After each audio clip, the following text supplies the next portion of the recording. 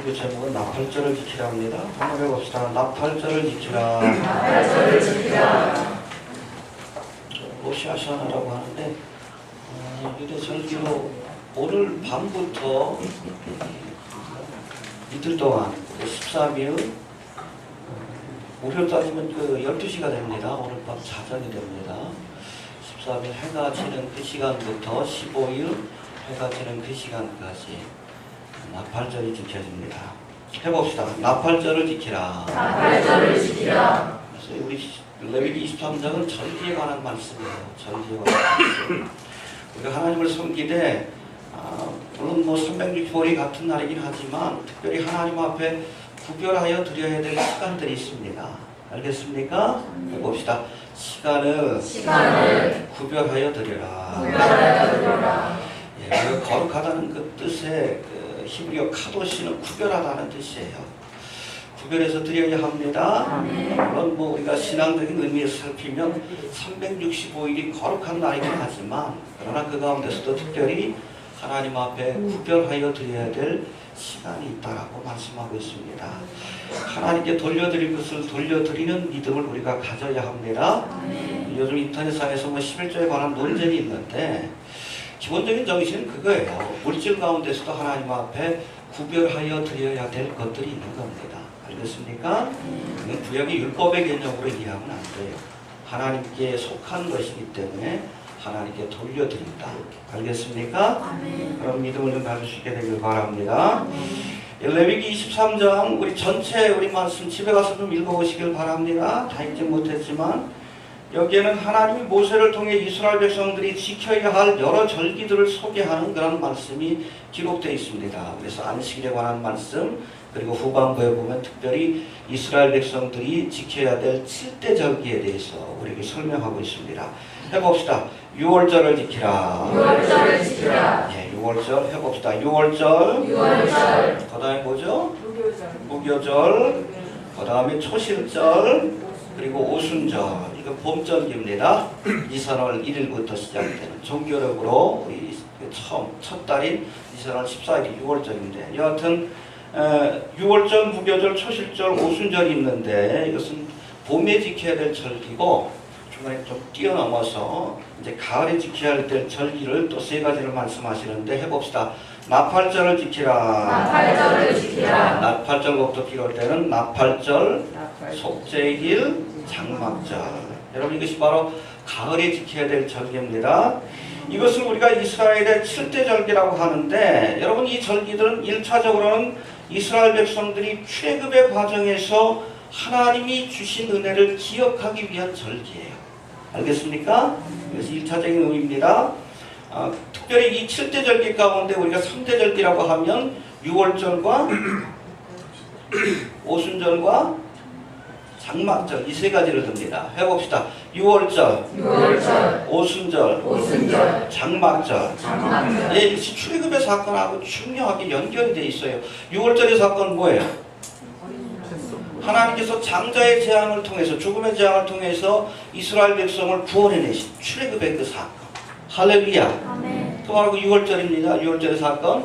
그 모든 이스라엘 땅에 애굽 땅에 죽음의 재앙, 장자의 재앙이 임했지만 이스라엘 백성들에게는 이 장자의 재앙이 넘어갔다. 패스오버 영어로. 그게 바로 6월절입니다. 영어로 6월절을 패스오버라고 해요. 해봅시다. 재앙이 넘어갔다. 무엇을 보고? 어린 양의 피를 보고. 할렐루야. 자웅설주와 인방이 바른 그 피를 볼 때에 재앙이 넘어가리라. 할렐루야. 여러분 이게 복음이에요. 이 복음. 어린 양의 피로 말미암아 우리가 대속의 은혜를 경험하고 우리가 죽음의 재앙으로부터 구원받는 것. 여러분 이것이 복음이에요. 복음. 이 6월절의 사건은 굉장히 중요해요. 이스라엘의 역사 속에서. 또 오순절은 이스라엘 백성들이 출애굽한 뒤 50일 만에 시내산에 도착을 해요. 그리고 그곳에서 하나님 앞에 율법의 말씀을 받고 또 성막의 모형도를 받고 한 1년 동안 머물면서 주님 앞에 특별히 언약의 말씀을 가지고 이렇게 하나님의 백성으로서 인정을 받게 됩니다. 할렐루야. 이 율법의 말씀을 지키면 너희가 제사장 나라가 될 것이고 거룩한 백성이 될 것이고 하나님의 소유된 백성이 될 것이다. 할렐루야. 아멘. 예. 아무튼 하나님과 언약을 맺는 중요한 사건이 바로 오순절에 일어나게 되고, 그 다음에 마지막이 장막절은 특별히 가을절기인데 수장절이라고 하기도 합니다. 이 장막절은 광야 40년 동안 이스라엘 백성들이 어디에 머물렀어요? 장막에 머물렀어요. 집을 짓고 사는 것이 아니라 임시 여러분들 거처인 장막에 집을 짓고 사는 것이 아닙니다. 그래서 이 장막절 절기가 일주일 동안 지속이 되는데 올해는 9월 28일이에요. 일주일 동안 이 기간 동안 이스라엘 백성들이 집에서 자는 것이 아니라 장막을 치고 잡니다. 장막. 옛날식 텐트를 치고 뭐 지붕 위에다 텐트를 친다든지 해서 장막절. 이 바로 장막절은 이스라엘 백성들이 광야 40년 동안 장막에 머물 때에 하나님도 장막에 머무셨어요. 그것을 거룩한 장막, 성막이라고 하는 겁니다. 할렐루야. 광야 40년 동안 저들과 함께 하시면서 낮에는 밤에는 불기둥으로 저들을 지켜주시고 보호해 주셨던 광야의 생활을 기념하기 위한 절기가 바로 장막절입니다. 할렐루야. 그러나 여러분, 이스라엘 절기는 이 출애굽의 사건을 기념하는 것뿐 아니라, 잘 들으세요, 장차 인류를 구원하시기 위해 이 땅에 오신 메시아의 사역, 우리가 이것을 구속의 사역이라고 합니다. 구속의 역사와 연관된 아주 중요한 상징적인 의미를 갖고 있어요. 이해가 되십니까? 예. 특별히 예수님은 바로 6월절 어린 양으로 십자가에 죽으셨습니다. 6월절의 사건은 뭐하고? 예수님의 십자가의 사건하고 연결이 돼요. 알겠습니까? 예수님께서 6월절 전날, 그렇죠? 6월절이 해가 지면 시작이 되는데 전날이면 바로 전 아침입니다. 그 하루입니다. 9시에 예수님께서 십자가에 못 박히셔서 6시간 동안 고통을 겪으시다가 오후 3시에 테텔레스타에 운명하셨어요. 근데 바로 그 시간이 뭐 하는 시간인가 하면 여러분 6월절에 먹을 어린 양을 잡는 시간입니다. 이해가 됩니까? 정확하게 어린 양을 잡는 그 시간에 십자가에서 운명하심으로 예수님께서 바로 우리의 죄를 대속하기 위해서 십자가에서 희생하신 하나님의 어린 양, 6월절의 어린 양이라는 것을 보여주고 계십니다. 할렐루야. 알겠습니까? 또 그 다음 날인 이 무교절은 누룩 없는 떡을 먹는 날인데, 여러분 이것은 죄 없으신 예수님께서 십자가에 안치되실 것을 상징하는 그러한 절기입니다.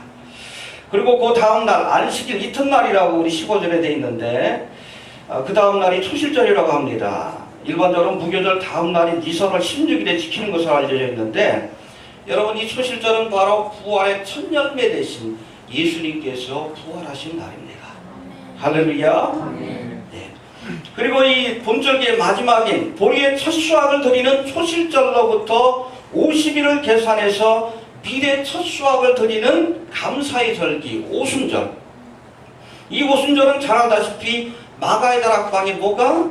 성령님이 강림하심으로 교회가 탄생함. 할렐루야. 이스라엘 백성들도 시내 산에서 하나님과 언약을 맺음으로 이제는 공식적으로 하나님의 백성으로서 인정받은 절기가 바로 오순절인데, 똑같아요. 오순절기에 성령이 강림하심으로 이제 교회가 탄생한 중요한 절기, 구속사의 역사 속에서 그것이 바로 오순절하고 연결이 되어 있습니다. 할렐루야. 이 흥미로운 것은 우리 레위기 23장 17절에 보면 다른 절기 때는 하나님 앞에 떡을 구워서 드릴 때에 반드시 무교병을 드리라 라고 말씀합니다. 해봅시다. 누룩 없는 떡을 드리라. 누룩 없는 떡을 드리라. 누룩은 뭘 상징하기 때문에? 일반적으로 죄를 상징하고 있기 때문에. 그래서 하나님 앞에 떡을 드릴 때에 무교절도 그거예요. 바로 누룩 없는 떡을 하나님 앞에 드리고 그것을 먹는 날입니다. 그런데 희한하게도 오순절 때는 누룩 있는 떡을 드리라고 말씀합니다. 살펴봅시다. 레위기 23장 17절 시작. 너희 처소에서 예바식 뿌리로 만든 떡 2개를 가져다가 흔들주니 이는 고운 가루에 누룩을 넣어서 구운 것이요 이는 첫 유대로 여겨게 드리는 것이며. 예, 희한하게도 다른 절기에서는 반드시 누룩 없는 떡을 하나님 앞에 드려야 되는데 여기서는 누룩을 넣은 아름다운 떡을 드려라. 왜요? 죄인인 이방인의 구원하고 연관이 된 절기이기 때문에. 이해가 됩니까? 누룩 있는 떡인 그렇죠. 하나님 보시기에 죄인인 이방인들을 하나님께서 받아주신다. 언제? 오순절의 사건을 통해. 할렐루야. 이해가 되십니까? 여튼 이 오순절은 이방인의 구원, 누룩 있는 떡인 흠과 죄가 있는 이방인들의 구원과 연관된 절기고, 정말 이해표적 사건처럼 바로 오순절에 성령이 강림하심으로 할렐루야, 예, 하나님의 은혜가 이방인들 가운데 퍼져나가기 시작했습니다. 이제 은혜 시대고 교회 시대가 시작된 사건입니다. 이처럼 여러분 이스라엘 백성들이 봄에 지켜야 될 절기인 유월절 해봅시다. 유월절, 무교절, 초실절, 오순절. 이게 예수님의 초림하고 연결이 돼 있어요. 이 초림의 사건을 예표하는. 알겠습니까? 이미 이루어졌죠? 오순절까지 다 이루어진 거예요. 초림의 사건인데. 알겠습니까? 예. 이처럼 봄에 지키는 절기들인 이 4개의 절기가 초림의 사건을 예표하고 있다면, 가을에 지키라고 하나님께서 명령하신 나팔절과 대속제일과 장막절은 재림의 사건하고 연결이 되어 있습니다. 할렐루야. 여러분, 6월절로부터 7번째 달 첫날에 해당되는 나팔절. 그래서 우리가 종교력으로 따지면 6월절이 있는 달이 니산월이라고 해서 종교력으로 1월에 해당이 돼요. 그래서 6월절은 1월 14일에 해당이 됩니다. 알겠습니까? 예. 근데 이 6월절부터 7번째 달에 해당되는 7월에 해당됩니다. 7월 2일이 나팔절이에요. 우리 24절 한번 봅시다. 시작.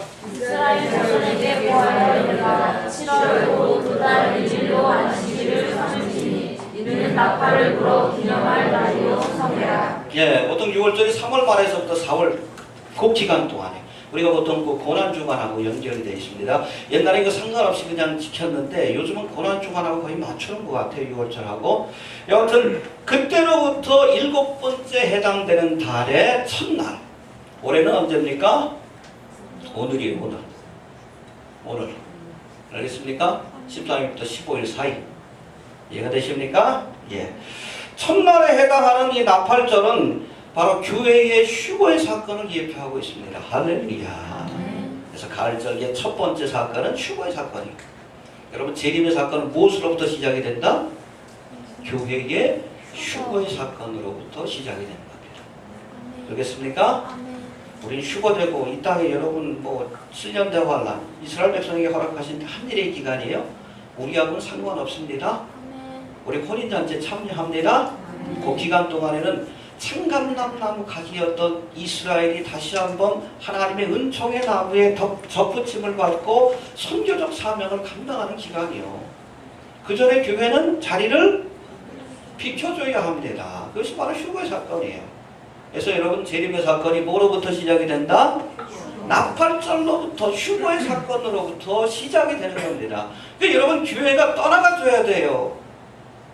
불법의 비밀이 활동하고 있으나 지금은 막는 자가 있다. 여러분, 교회가 떠나가야 적그리스도의 세력도 이제 본격적으로 자신들이 할 일들을 하는 거예요. 그 기간 동안에 이스라엘 백성들도 민족적으로 회개하고 하나님 앞에 사명을 감당하게 되는 거예요. 떠나가줘야 하는 겁니다. 그래서 여러분, 재림의 사건은 무엇으로부터? 나팔절로부터 시작된다. 이해가 되십니까? 봄절기는 6월절로부터 시작되듯이 재림의 사건을 예표하는 가을절기는 나팔절로부터, 나팔절의 사건이 먼저 일어나는 거예요. 여하튼 6월절을 기준으로 한 종교력으로 따지면 7월이지만 또 민간력으로 따지면 이 나팔절이 정월 초하루에 해당됩니다.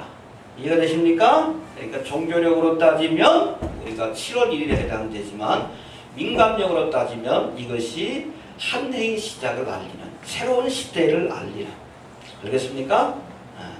새로운 시대를 알리는 7월 1일 정월 초하루에 해당된다라고 보시면 됩니다. 우리나라도 뭐 1월 1일이면 뭐해? 보신각에서 종을 쳐가지고 그걸 알리듯이 마찬가지예요.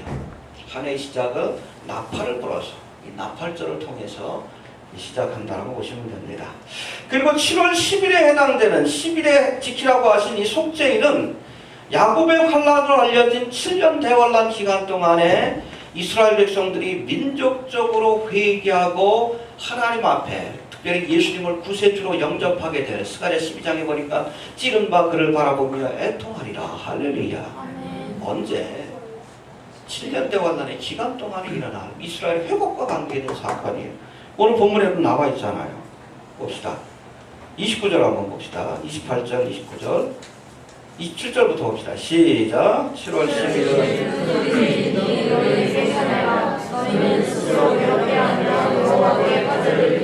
예, 이스라엘 백성들에겐 괴로운 기간이요. 회개해야 될 기간입니다. 28절 이들은 아무일도 하지 말 것은 너희를 위하여 너희 하나님 여호와 앞에 속죄할 속죄일이 됩니다. 이날에 스스로 괴롭게 하지 아니하는 자는 예, 그렇죠. 여러분 바로 이 기간 동안 7년 대환란의 기간 동안 이스라엘 백성들이 스스로 회개하여 하나님 앞에 돌아오게 되는 지금까지는 이스라엘 민족들이 예수님을 구세주로 인정하지 않습니다. 그러나 이 7년 대환란의 기간 동안에 저들이 찌른 바 그를 바라보며 예수님이 하나님이 보내신 메시아였다는 사실을 깨닫고 민족적으로 회개하여 하나님 앞에 회개한 그 모습으로 그렇게 선교적 사명, 제사장의 사명을 감당하게 될 겁니다. 할렐루야. 아멘. 예, 거기에 두 주인의 역할이 있고 또 그렇게 회개한 사람 가운데 14만 4천 명이 선택을 받고 전 세계로 흩어져 복음을 증거할 때에 이방인들 가운데서도 허다한 무리들이 하나님 앞에 돌아오는 놀라운 선교적 부흥의 역사가 나타나게 될 것이라고 요한계시록은 우리에게 말씀하고 있습니다. 알겠습니까? 아멘. 그 전에 교회는 자리를 누구를 위해? 이스라엘을 위해서. 그렇죠? 창감나무 나무 가지가 다시금 덧붙임을 받고 회복의 은혜를 경험할 수 있도록 우리가 자리를 비춰줘야 합니다. 아멘. 그리고 이달 15일부터 일주일 동안 장막절을 지키라고 말씀합니다. 해봅시다. 장막절을 지키라. 장막절을 지키라. 예, 장막절은 아까도 말씀드렸지만은 하나님께서 우리와 머물기 위해서 장막에 머무셨어요. 할렐루야. 그래서 요한복음에 보면 말씀이 육신이 되어 우리 가운데 거하시네. 할렐루야. 1장 14절에 나오죠? 해봅시다. 말씀이 육신이 되어 우리 가운데 거하시네. 말씀은 하나님이십니다. 그러니까 하나님이 인간의 육신의 모습을 입고 우리 가운데 거하신 모습을 보니 아버지의 독생자의 영광이요 은혜와 진리가 충만하더라. 누구요? 예수님이시더라. 할렐루야. 거기서 이 거하심이라는 단어가 헬라어로 보면 에스케노센이라고 되어 있는데 장막을 치다는 뜻이에요. 하나님께서 인간의 몸을 입고 장막을 치고 우리와 함께 하시기 위해서 이 땅에 찾아오셨다. 그분을 보니까 바로 예수였다. 할렐루야. 아멘. 그래서 이 장막절은 예수님의 지상재림의 사건하고 연결이 돼요. 예수님께서 육신의 몸을 가지고 장막을 치고 그래서 천년왕국의 기간 동안에는 주님께서 직접 세상을 통치하십니다. 굉장히 중요한 절기예요. 초막적 장막절이라고 하는데 에스겔에서도 보면은 그 회복된 그 천년왕국의 모습을 쭉 얘기를 하면서 이 장막절을 지키러 오지 않은 애국 사람들에게 하나님께서 비를 내리지 않고 그런 말씀이 있어요. 우리가 지금 신앙 구속사적 관점에서 가장 중요한 절기가 6월절이라고 하면 예수님께서 지상재림하시고 천년왕국을 세울 때는 가장 중요한 절기가 장막절이 되는 거예요. 예수님이 이 땅에 찾아오신 사건이 가장 중요한 절기가 되는 거예요. 아무튼 여러분 이 장막절은 예수님의 지상재림 그리고 예수님께서 이 땅에 오셔서 천년 동안 세상을 통치하실 천년왕국을 예표하고 있는 중요한 절기다라고 보시면 됩니다. 알겠습니까? 예. 여러분 봄절기는 이미 끝났어요. 2000년 전에. 그 예언이 성취가 됐습니다. 문자적으로 역사적으로 이해가 되십니까? 마찬가지로 재림의 때를 알리는 이 가을절기 나팔절로부터 시작되는 가을절기 휴고의 사건, 이스라엘의 민족적인 회개의 사건, 그리고 예수님의 지상재림과 천년왕국의 사건도 역사적으로 문자적으로 성취될 줄로 믿으시길 바랍니다. 아멘. 할렐루야. 굉장히 중요해요. 맥락을 잡지 못하면 자꾸 환란 통과설 이상한 얘기를 하는 게 성경의 큰 맥락을 이해하지 못해서 그래요. 천년왕국이 무슨 의미고 7년대 환란이 무슨 의미고, 여러분 7년대 환란은 다니엘서 9장 27절에 나온 말씀처럼 이스라엘에게 주신 한일의 사건이요, 이스라엘 백성들이 회개하고 하나님 앞에 사명을 감당하고 회복할 수 있는 기간으로 주신 기간이 바로 이 한일의 사건이에요. 교회는 상관없어요. 자리를 비켜줘야 되는 겁니다. 자리를 비켜줘야 되는 거예요. 이해를 못하니까 자꾸 환란 통과설 얘기하지. 환란 중간기 쉬워서. 이제 나팔절에 대해서 한번 살펴봅니다. 오늘은 이 절기들 가운데 재림시 일어날 사건들, 즉 가을절기 가운데 첫 번째 사건을 예표하고 있는 나팔절, 우리 히브리어로 로시 하샤나라고 하는데 해봅시다. 로시 하샤나. 로시 하샤나. 예, 여기에 대해서 좀 살펴봅시다. 이 로시 하샤나의 공식적인 히브리어 이름은 욤테루아입니다. 해봅시다. 욤테루아. 욤테루아. 욤이라는 뜻은 날짜라는 뜻이에요. 데이. 무슨 날인가? 테루아의 날이다. 테루아는 나팔을 불다. 나팔을 부는 날이다. 욤테루아. 이해가 되십니까? 이 로시 하샤나를 설명하는 히브리어 명칭은 바로 나팔을 부는 날이다라는 뜻을 가진 욤테루아 외에도 다음과 같은 6가지 의미가 더 있어요. 하나씩 살펴봅니다. 해봅시다. 욤하딘. 욤하딘. 심판의 날이라는 뜻이에요. 심판이 시작됩니다. 나팔절로부터 또 책이 펼쳐지는 날. 인봉이 펼쳐지고 그런 때. 본격적인 하나님의 재앙과 심판이 시작돼요. 이 재앙과 심판이 시작되기 전에 택한 백성을 데려가시는 거예요. 홍수의 심판이 있기 전에 데려가셨잖아요. 그렇죠? 소돔성을 심판하시기 전에, 욤하딘이 있기 전에 하나님께서 구속받은 백성들을 미리 데려가시는 겁니다. 알겠습니까? 예. 그 다음에 세 번째는 욤하케세라고 되어 있는데 해봅시다. 욤하케세. 욤하케세. 숨겨진 날이라는 뜻을 갖고 있습니다. 그래서 우리가 그날과 그 시를 모른다는 마태복음 24장의 말씀이 나오는데, 정확하게 여러분 이 로시 하샤나의 시간을 우리가 알 수가 없어요. 알겠습니까? 뭐 뒤에서 설명할 거지만 미리 좀 설명합시다. 우리가 그리고리력에서는 하루의 기준, 또 1년의 기준, 한 달의 기준이 해가 기준입니다. 하루가 24시간이고 해가 기준인데, 여러분 이스라엘의 달력은 뭐가 기준이요? 달이 기준이에요. 그래서 첫 달의 시작은 뭐 어떻게 되는가? 초생달에서 금음달로 바뀌는 그 순간이 첫 달의 시작이요. 그리고 이것이 뭐 12달 반복이 되고 마지막에 13번째, 그때는 한 해의 시작입니다. 알겠습니까? 그래서 첫 해의 시작을 The New Moon Day라고 얘기를 합니다. 새로운 달이 떠오르는 그런 순간이다. 근데 여러분 우리가 하루를 24시간을 하고 현대식으로 계산을 하면 정확하게 우리가 1월 1일이 며칠인지 지금 알 수 있습니다. 그 시점이 언제인지. 그러나 달을 기준으로 하고 있기 때문에 이게 애매한 거예요. 초생달에서 금음달로 바뀌는 그 정확한 날과 시간을 몰라요. 그래서 이스라엘 백성들이 아예 이 나팔절을 이틀로 잡는 이유가 바로 그겁니다. 이틀로 그냥 대충 잡아놓고 이틀 안에는 뭐 초생달에서 금음달에서 초생달로 바뀌니까 바로 그 바뀌는 순간에, 그래서 대제사장이 두 중인을 보냅니다. 두 중인을 보내가지고 이 두 사람으로 하여금 하늘을 보고 있게 해요. 하늘을 보고 있다가 금음달에서 초생달로 바뀌었다, 초생달이 떴다라고 두 사람이 똑같은 보고를 해오면 그때 신호를 보내서 100번의 나팔을 불게 됩니다. 로시아시아. 그래서 나팔절이 시작이 되는 것이고 한 해가 시작이 되는 거예요. 이틀을 잡는 이유 아시겠죠? 기준이 뭐기 때문에? 달이기 때문에 그렇습니다. 그래서 여러분 이스라엘의 1년은 성경적 우리가 말씀에서 1년은 365일이 아니라 360일입니다. 달이 기준이 되기 때문에.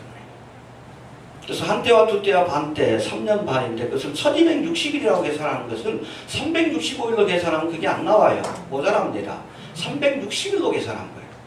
나중에 7년대 환란이 펼쳐질 때도 정확하게 1260일, 1260일 이스라엘 성경에 여러분 그 시간을 우리가 기준으로 해서 그것을 타이밍을 잡아야 돼요. 우리가 그것을 정확하게 계산해내면 적그리스도가 이스라엘 백성과 언약을 맺은 그 시점부터 1260이 지나면 이제 적그리스도가 뭘 세웁니까? 자기 우상을 세우는 것이고, 그리고 나서 또 1260이 지나면 정확하게 예수님이 재림하시는 거예요. 재림하는 날짜도 우리가 정확하게 압니다. 휴거의 날짜는 몰라. 재림의 날짜는 알아요. 정확하게 알아요. 정확하게. 어디로 오셔? 어디 그런 말씀이 있어요. 스가랴에도 있지만 예수님께서 뭐라고 했어요? 내가 올라간 그대로 다시 오리라. 감람산에서 승천하셨죠. 정확한 장소와 시간을 알 수 있습니다.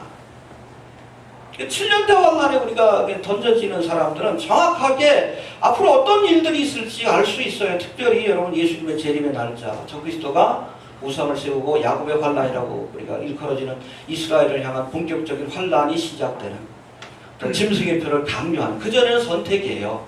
그전에는 선택입니다. 이때부터는 강요예요. 안 받으면 다 죽는 거예요. 정확하게 날짜를 우리가 헤아릴 수 있어요. 그러나 기준은 365일이 아니에요. 그렇게 따지면 안 됩니다. 360일로 따져야 합니다. 왜? 해가 아니라 다른 기준이기 때문에. 예, 욤 하켓에 숨겨진 날이다. 그 다음에 해봅시다. 욤 하키두신. 예, 이것은 나팔절을 읽어서 또 다른 용어인데 메시아의 결혼식 날이다 라는 뜻이. 할렐루야. 혼인잔치가 시작되는 날. 이 땅에는 7년간의 환란이 시작되지만 그리스도의 신부인 교회는 주님 앞에 예비한 처소로 가서 혼인예식. 할렐루야. 그래서 이스라엘 혼인예식은 며칠? 7일 동안. 가데스 바네아 사건 보면 이스라엘 백성들이 이스라엘 땅을 탐지하고 돌아왔을 때 며칠 동안 탐지했어요? 40일. 그런데 부정적인 복음을 해가지고 결국 하나님 원망하다가 들어가지 못한다고 하죠? 그래서 하나님께서 어떻게 계산하셔서 하루를 1년이요. 이해되십니까? 그러니까 7이라는 개념은 7년이라는 개념하고도 연결이 됩니다. 7년 대환란이에요. 우리는 7일 동안 혼인예식.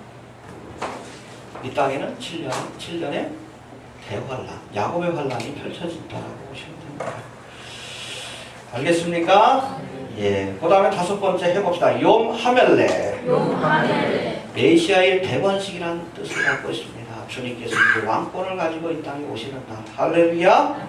그 다음에 욤 하나찰이라는 말이 있습니다. 해봅시다. 욤 하나찰. 의인이 부활하는 날이다 라는 뜻을 갖고 있어요. 알겠습니까? 무덤에서 참자던 자들이 부활하고, 할렐루야. 우리의 몸도 변화되어 부활의 몸으로 변화되어 주님을 영접하러 가게 될 줄로 그렇게 믿습니다. 그 다음에 마지막으로 욤 하케다라는 단어가 있습니다. 해봅시다. 욤 하케다. 이건 아브라함이 이삭을 바친 날이라는 뜻을 갖고 있습니다. 오늘 하나님께서 모리아 산상에서 이삭을 바치라고 말씀하시죠. 그래서 칼을 들어서 이삭을 바치려고 하니까 한 벼슬 음성이 들려옵니다. 야, 그러지 말아라. 네 마음을 내가 받았다. 저를 대신해서 저기 수풀에 걸린 수양을 하나님 앞에 바쳐라. 할렐루야. 예수님을 예표하게 돼요. 대속의 제물이죠. 근데 이 수양의 두 뿔이 나뭇가지 사이에 걸려 있었다고 했어요. 그래서 이 욤 하케다는 이 아브라함이 이 수양을 바칠 때에 걸렸던 이 수양의 첫 번째 뿔과 마지막 뿔이라고 얘기를 합니다. 그래서 우리가 로시아샤나 때 나팔을 몇 번 불어요? 100번을 불게 되는데 첫 번째 나팔과 마지막 나팔을 상징한다라고 이렇게 얘기를 합니다. 알겠습니까? 예. 이 사람 여러분, 이 로시아샤는 의인들이 부활의 사건에 참여하는 날이고 욤 하나찰입니다. 세상 나라에는 하나님의 진노와 심판이 시작되는 날이고 욤 하딘, 또 왕권을 가지고 오신 예수님 욤 하말렉입니다.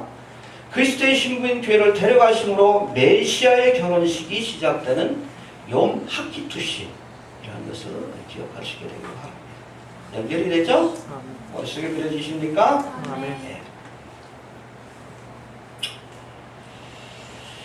또 이 나팔절이라는 명칭을 가진 이 로시아샤나는 나팔을 부는 행위와 뗄 수 없는 연관을 가지고 있는데, 예, 이제 달이 금음달에서 수생달로 바뀌는 순간이 되면 나팔절의 시작을 알리는, 즉 한 해의 시작을 알리는 100번의 나팔을 제사장이 불게끔 돼 있어요. 근데 이 100번의 나팔은 각각 다른 의미를 가진 네 가지 소리를 일정한 순서에 따라서 불리게 되어 있습니다. 그래서 네 가지 소리가 이렇게 이제 들려질 겁니다. 첫 번째 테키아라는 나팔이 있어요. 해봅시다. 테키아. 나팔 소리입니다. 한 나팔로 부는 거지만 몇 가지 소리를 내는 거예요. 테키아. 이건 힘차게 한 번을 부는 나팔인데 왕의 대관식을 의미하는 그런 뜻을 갖고 있습니다. 왕이 오신다. 해봅시다. 왕이 오신다. 왕이 오신다. 테키아의 뜻이 그거예요. 그 다음에 두 번째는 쉐바림이라고 해서 이거는 짧게 3번을 봅니다. 빰빰빰 이렇게 3번 보는데 이거는 회개할 것을 요청하는 나팔입니다. 회개해라. 그 다음에 세 번째는 테루아라고 해서 스타카토로 9번을 그냥 빠바바바바바바바바 불러요. 너는 끼어있어라. 때로는 쉐바림 테루아로 봅니다. 회개하고 끼어있어라. 테루아 왕이 오신다. 쉐바림 회개해라. 테루아 끼어있어라. 이렇게 계속 반복이 돼요. 9번 반복이 되고 맨 마지막으로 보는 가장 그러니까 아무튼 나팔수가 자기의 남은 힘을 가지고 가장 웅장하고 길게 보여요. 숨이 닿을 때까지. 이거를 테키아 하가돌이라고 합니다. 해봅시다. 테키아 하가돌.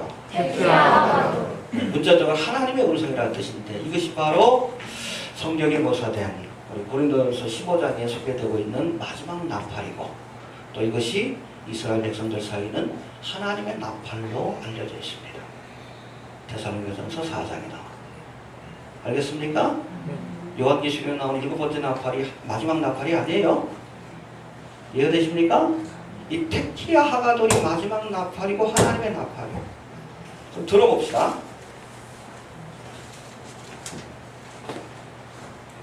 자, 100번을 보는데 그러니까 뭐 100번은 이렇게 뭐 여러 개 순서로 보는 것이 아니라 나팔 소리를 다 합치면 한 번 부는 것도 있고 3번 부는 것도 있고 9번 부는 것도 있는데 다 합치면 100번이 돼요. 99번까지 불고 맨 마지막에 테키아 하가돌 마지막 나팔 하나님의 나팔을 봅니다. 좀 봅시다. 들어봅시다. Not only is Benjamin Oshowski one of the great young cantors in the world, but he's also the most phenomenal Balkia for the chauffeur. You're about to hear an amazing chauffeur call.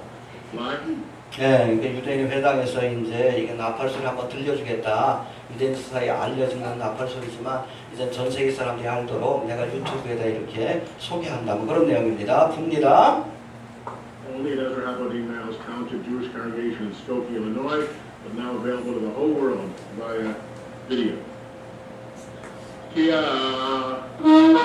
왕이 오신다. 테키야. 왕이 오신다. 테키야. 그러죠? Shvarim Trua.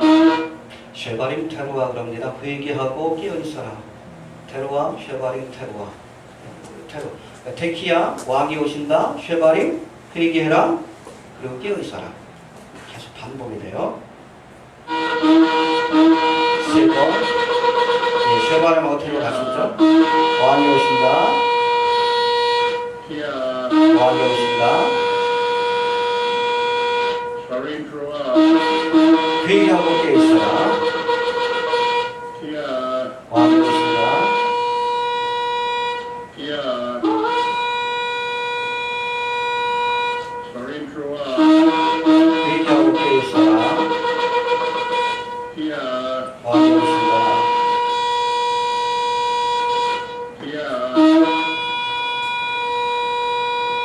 Shvarim. 회개하라. Kia. 왕이 오신다. Kia. 왕이 오신다. Shvarim. 회개하라. Kia. Kia. 왕이 오신다. Shvarim. 회개하라. Kia.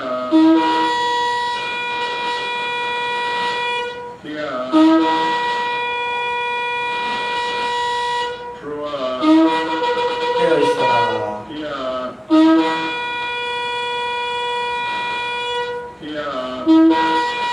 왕이 오신다. Trua. 깨어있어라. Kia. Kia. 왕이 오신다.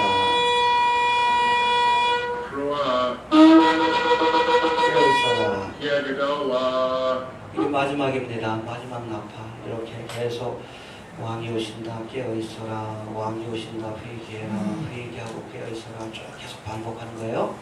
계속 반복하고 맨 마지막에 마지막 나팔입니다. 테키아 하가돌.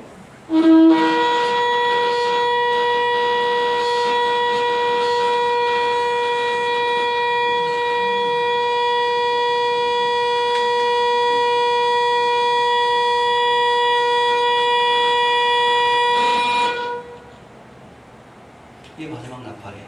마지막 나팔. 이 앞에 부분들은 여러분 100번의 나팔 가운데 99번의 나팔은 주님께서 우리로 하여금 예수님의 오심을 예비할 수 있는 그런 시간을 주시는 거예요. 한 2분 정도밖에 안 됩니다. 왕이 오신다, 회개해라, 깨어있어라. 왕이 오신다, 회개해라, 깨어있어라. 계속 이런 신호를 반복합니다.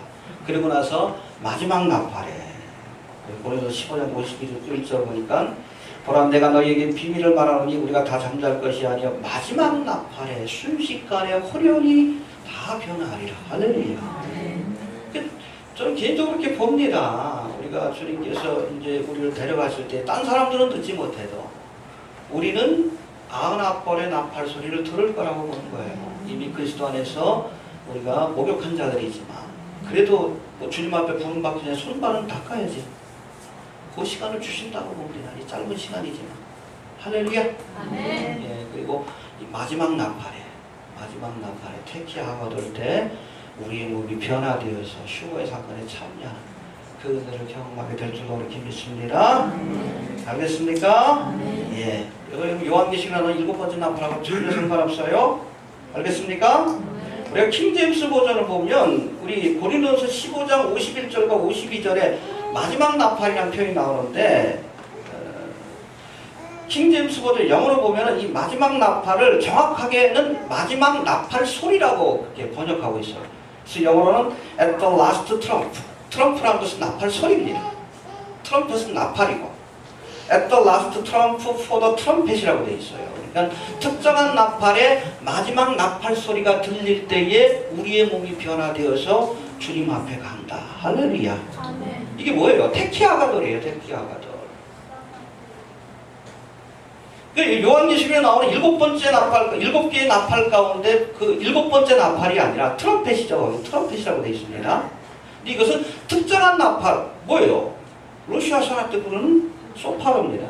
그 나팔 소리의 마지막 나팔 소리, the last trump. 그래서 데살로니가서 그 4장에도 보면 하나님의 나팔도 trumpet of God이라고 되어 있지 않고 trump of God이라고 되어 있어요. 나팔 소리라고 되어 있습니다. 구분할 수 있게 되길 바랍니다. 예. 우리가 앞서 살펴본 이스라엘의 7대 절기 가운데 가을 절기의 시작을 알리는 이 나팔절의 부는 특별한 나팔, 소파로입니다. 또 트럼펫. 이렇게 부는 100번의 나팔 소리, 트럼프가 나팔 소리라는 뜻이에요. 트럼프. 그 가운데 100번째 부는 가장 크고 웅장한 테키아 하가돌이 바로 여러분 고린도서 15장 51절에서 소개하고 있는 마지막 나팔 소리. 또 트럼프, 트럼펫이 아니에요. 라스트 트럼프이고 또 데살로니가서 4장에서 소개하고 있는 하나님의 나팔. 또 트럼펫 오브 갓이 아니라 또 트럼프 오브 갓입니다. 그걸 의미하고 있다는 거. 알겠습니까? 자꾸 왜 이 설명하냐면 자꾸 이 요한계시록에 나오는 그 7번째 천사들의 나팔을 가지고서 이게 고시점 때 예수님께서 휴거의 사건이 있다라고 얘기를 하니까 억지 주장하니까 그런 얘기를 하는 거예요. 전혀 다른 겁니다. 이해가 되십니까? 그리고 여러분 요한계시록에 나온 7천사가 보는 7 나팔은 뭘 알려주는 신호예요? 재난을 알려주는 신호예요. 소파르 때 부는 나팔은 뭐예요? 뭐 왕이 오신 뭐 여러 가지 뭐 의미가 있지만 기본적으로 모이라는 거예요. 모이라. 하나님께로 모이라. 할렐루야. 휴거의 사건을 예표하는 나팔이다. 의미가 달라요. 저도 군대 있을 때 나팔수로 있었습니다. 한 일주일 동안 그냥 나팔을 부르는데 나중에는 여기 아랫입술, 윗입술 다 부어 오르더라. 나팔 신호가 여러 가지가 있어요. 기상 나팔 있고, 취침 나팔 있고, 공격 신호도 있고, 뭐 요즘 거의 안 쓰지만.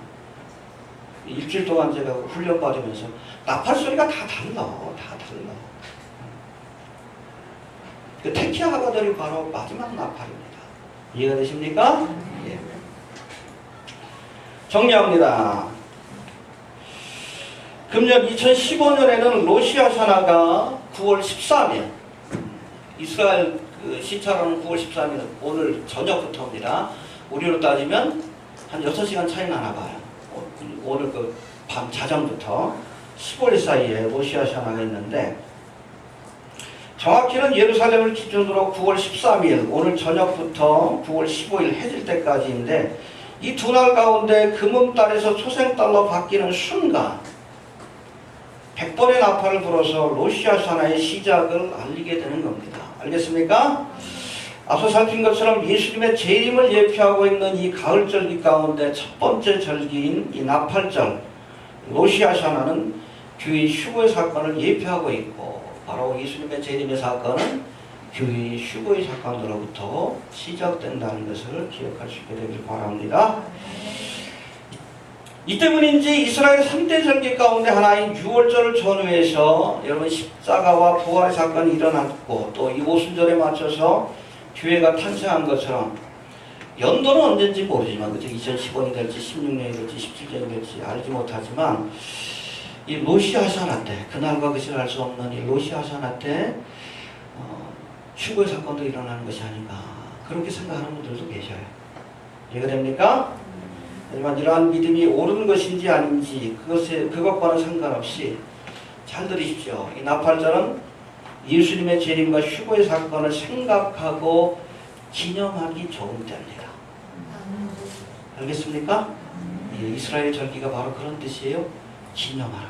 기억하고 그 교훈을 마음판에 새겨라. 알겠습니까? 예수님이 호령과 천사장의 소리와 또 하나님의 나팔로 친히 하늘로 쫓아 강림하실 때에 우리 모두가 주님 앞에 부름받을 만한 믿음의 준비가 되어 있는지, 이 나팔절, 이 절기를 통해서 좀 스스로를 좀 돌아보시고, 오늘이라도 주님 보시면 내가 주님 앞에 설 수 있는 믿음의 준비를 하기 위해서 다시 한번 자신을 돌아볼 수 있는 그런 시간들로 삼아보시길 바랍니다. 연습하다가 진짜 오시면 더 좋은 거고. 이거 되십니까? 항상 여러분 준비된 사람들은 언제 나팔절의 사건, 언제 휴거의 사건이 있든 상관없어. 준비가 안 돼 있으니까 문제가 되는 거예요. 죽을 준비하십시오. 우매자의 마음은 어디가 있어? 아니, 잔치집에 가야지. 매일 어떻게 하면 놀고 먹을까 그 생각만 하지. 지혜자의 마음은? 오메가 포인트. 언제라도 주님께서 부르실 수 있다.